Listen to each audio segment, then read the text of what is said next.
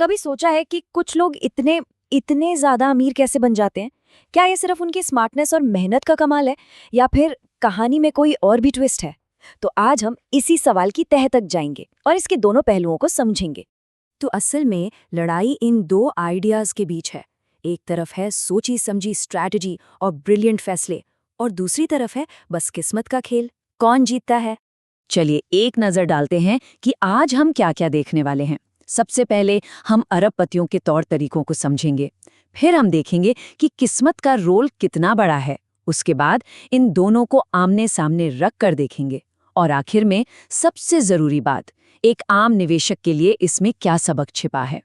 तो चलिए सबसे पहले उस कहानी से शुरू करते हैं जो हम सबको सुनना पसंद है, कि कामयाबी जो है वो कड़ी मेहनत और स्मार्ट फैसलों से मिलती है। देखते हैं कि अरबपति इस खेल को असल में खेलते कैसे हैं। वॉरेन बफे का ये जो कोट है ना, ये सब कुछ कह देता है। ये लंबी सोच के फिलॉसफी का निचोड़ है। मतलब जहां पूरी दुनिया चंद दिनों के फायदे के पीछे भागती है, वहीं ये लोग दशकों में सोचते हैं। अब देखिए, इस स्लाइड में जो असली बात है वो ये है कि सब्र कैसे वॉरेन बफे जैसे लोगों को दूसरों के डर से पैसा बनाने का मौका देता है। सोचिए 2008 का वो भयानक क्रैश, जब हर कोई डर के मारे अपना पैसा निकाल रहा था, बफे तब बाजार में पैसा डाल रहे थे, और नतीजा अरबों डॉलर्स का फायदा। तो मतलब साफ है, ये लोग कोई अंधा जुआ नहीं खेलते। वो अपनी पूरी रिसर्च करते हैं, अपना होमवर्क करते हैं। उनके लिए रिस्क एक कैलकुलेटेड मूव है, अंधेरे में तीर चलाने जैसा नहीं। तो यहाँ पर ना एक बहुत दिलचस्प फर्क देखने को मिलता है। जब पैसा बनाना होता है तो फोकस एक जगह होता है, जैसे स्टीव बाल्मर की सारी दौलत माइक्रोसॉफ्ट से बनी। लेकिन जब उस पैसे को बचाना होता है तो उसे फैला दिया जाता है। दोनों स्ट्रैटेजी अपनी अपनी जगह बिल्कुल सही है। लेकिन एक मिनट, क्या हो अगर ये सब सिर्फ दिमाग का खेल हो ही ना? चलिए अब कहानी का दूसरा पहलू देखते हैं, एक ऐसा पहलू जो पूरी तरह से साइंस और मैथ्स पर आधारित है। जरा सोचिए एक ऐसी दुनिया के बारे में जहां हर कोई बराबर टैलेंटेड है और सब एक ही जगह से शुरुआत करते हैं। कोई अमीर नहीं, कोई गरीब नहीं। क्या तब भी कुछ लोग अरबपति बनेंगे? ये मॉडल इसी सवाल का जवाब ढूंढता है। तो ये PLOS जर्नल के एक शोध से है।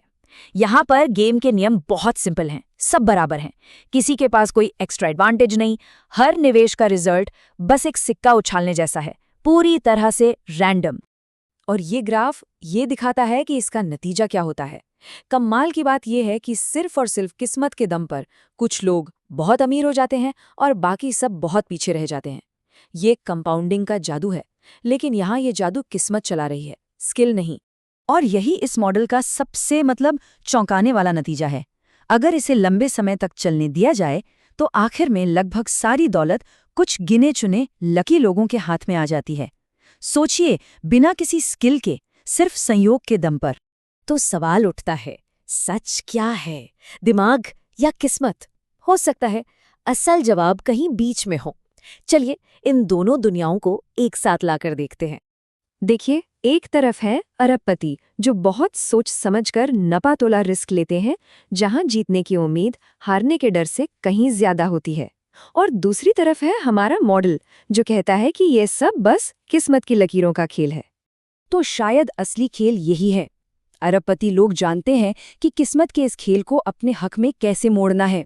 वो ऐसे दांव लगाते हैं कि अगर सिक्का उनके पक्ष में गिरा तो वो बहुत बड़ा जीतेंगे, और अगर नहीं भी गिरा तो नुकसान बहुत कम होगा। वो बस गेम के रूल्स को अपने फेवर में झुकाते हैं और फिर सब्र से इंतजार करते हैं। तो अब आते हैं सबसे जरूरी सवाल पर।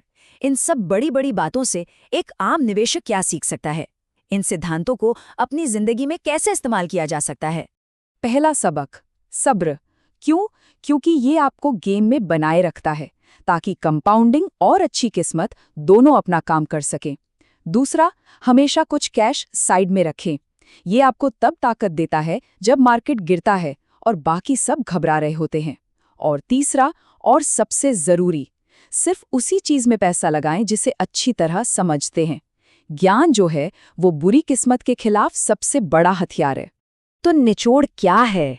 निचोड़ ये है कि सफल निवेश भविष्य बताने की कला नहीं है, ये खुद को संभालने की कला है। अपने लालच और अपने डर पर काबू पाने की कला है, ताकि मार्केट का ये शक्तिशाली इंजन आपके लिए काम कर सके, आपके खिलाफ नहीं। तो हम इस बातचीत को एक सवाल पर छोड़ते हैं। अब जब ये पता है कि किस्मत भी सब्र करने वालों का ही साथ देती है, तो अगली बार जब बाजार में बड़ा तूफान आएगा, तो वो कौन सी एक गलती है जिसे करने से हर हाल में बचना होगा? सोचने वाली बात है ना?